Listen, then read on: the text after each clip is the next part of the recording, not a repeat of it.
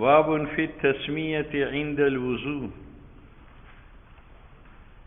وضو کرتے وقت بسم اللہ کا پڑھنا۔ اس مسئلہ میں اختلاف ہے کہ وضو شروع کرتے وقت بسم اللہ تو پڑھنی چاہیے، لیکن بسم اللہ کا پڑھنا فرض ہے، واجب ہے، سنت ہے۔ تو داؤدی ظاہری کا مذہب یہ ہے کہ وضو کی ابتدا میں بسم اللہ کا پڑھنا فرض ہے۔ جو بسم اللہ پڑھے بغیر وضو کرے گا اس کا وضو نہیں ہوگا، اور اگر اس وضو سے وہ نماز پڑھے گا وہ واجب الاعادہ ہے۔ اور استدلال کرتا ہے روایت باب سے، لا وضوء لمن لم یسمی، کہ وضو نہیں ہے اس آدمی کا جو بسم اللہ نہ پڑھے۔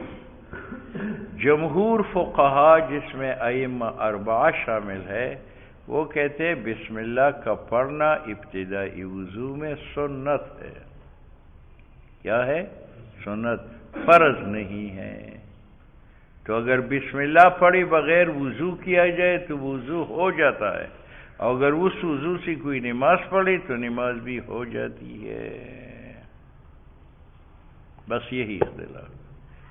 داؤدی ظاہری کے نزدیک ابتدائی وضو میں بسم اللہ کا پڑھنا فرض ہے، تو اگر بغیر بسم اللہ کی کوئی وضو کرے وہ وضو نہیں ہوگا، اور اگر اس وضو سے کوئی نماز پڑھے تو نماز کا اعادہ واجب ہے، وہ نماز نہیں ہوگی۔ جمہور فقہا ائمہ اربعہ کے نزدیک بسم اللہ کا پڑھنا ابتدائی وضو میں سنت ہے۔ تو اگر بسم اللہ کے بغیر کوئی وضو کرے گا تو وضو ہو جاتا ہے، اور اس وضو سے کوئی نماز پڑھے گا تو نماز بھی ادا ہوگی، واجب الاعادہ نہیں۔ ٹھیک ہے۔ داؤدی ظاہری استدلال کرتا ہے روایت باب سے کہ حدیث میں ہے لا وضوء لمن لم یسم۔ ٹھیک ہے۔ باب فی التسمیۃ عند الوضو، باب بسم اللہ کے بیان میں وضو کے وقت۔ حدثنا نصر بن علی وبشر بن معاذ العقدی قال حدثنا بشر بن مفضل عن عبد الرحمن بن حرملہ عن ابی ثقال المری عن رباح بن عبد الرحمن بن ابی سفیان بن حویتب عن جدته عن ابیہا قال سمعت رسول اللہ صلی اللہ علیہ وسلم یقول لا وضوء لمن لم یذکر اسم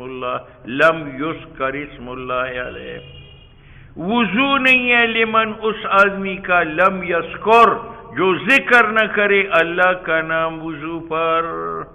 لا وضوء، وضو نہیں ہے لمن اس شخص کا لم یذکر جو ذکر نہ کرے اسم اللہ علیہ خدا کا نام اس پر۔ ٹھیک ہے۔ یہ ہے داؤدی ظاہری کی دلیل۔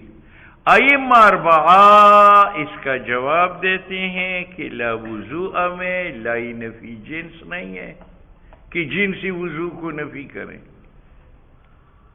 بلکہ اس کا معنی لا وضوء کامل لمن لم یذکر اسم اللہ علیہ، جو بسم اللہ پڑھے بغیر وضو کرے گا وہ وضو کامل نہیں ہے۔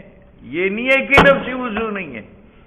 اور اس کی مثال ایسی ہے لا صلاۃ لجار المسجد الا فی المسجد، ایک آدمی مسجد کے پڑوس میں رہ کر گھر میں نماز پڑھتا ہے تو حضور نے فرمایا لا صلاۃ، تو وہاں جن سے صلاۃ کی نفی نہیں ہے کہ اس کا ذمہ فارغ نہیں ہوا، نہیں صلاۃ کا مل نہیں ہے، وہ جماعت کا جو ثواب تھا اس سے محروم ہے، راستے پر چلنے کا جو ثواب تھا اس سے محروم ہے، باقی نفس نماز جائز ہے، فراغ ذمے کا آیا۔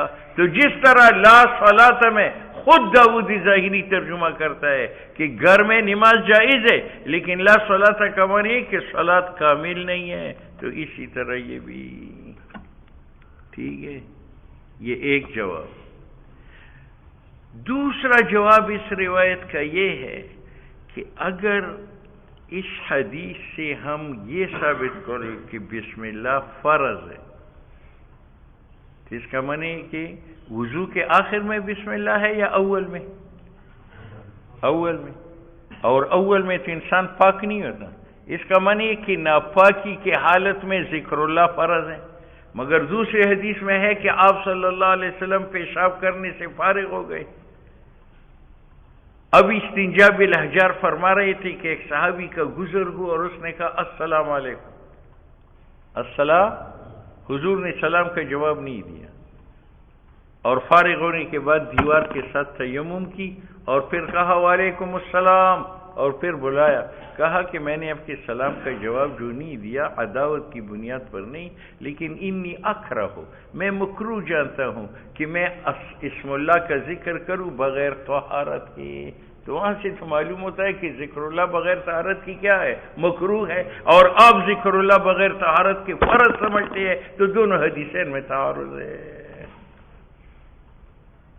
ٹھیک ہے، دوسرا جواب یہ ہے کہ اگر ہم لا وضوء کا معنی کریں کہ نفسی وضو نہیں ہے، تو اس کا معنی کہ وضو کی ابتدا میں بسم اللہ پڑھنی فرض ہے، اور بسم اللہ ذکر اللہ ہے، تو بغیر طہارت کے ذکر اللہ فرض ہوا، اور دوسری حدیث سے ثابت ہوا انی اکرہ ان اذکر اللہ علی غیر طہرنا، کہ میں مکروہ جانتا ہوں خدا کا نام لینا بغیر طہارت کے۔ وہاں سے معلوم ہے بغیر طہارت کے اللہ کا ذکر جو ہے وہ مکروہ ہے، اور یہاں سے تم نے ثابت کیا کہ یہ فرض ہے، تو یہ دو متضاد دعوے ہیں۔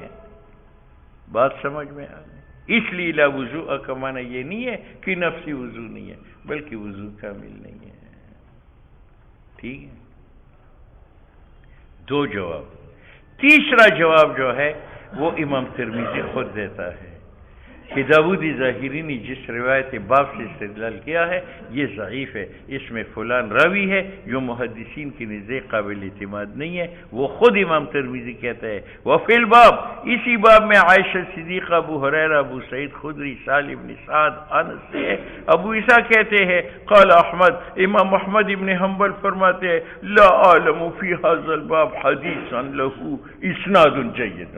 امام احمد ابن حنبل جیسے محدث کہتے ہیں کہ اس باب میں کہ بسم اللہ فرض ہے وضو کی ابتدا میں، اس کے لیے میں نے کوئی حدیث جید الاسناد نہیں دیکھی۔ بات سمجھ میں آ گئی؟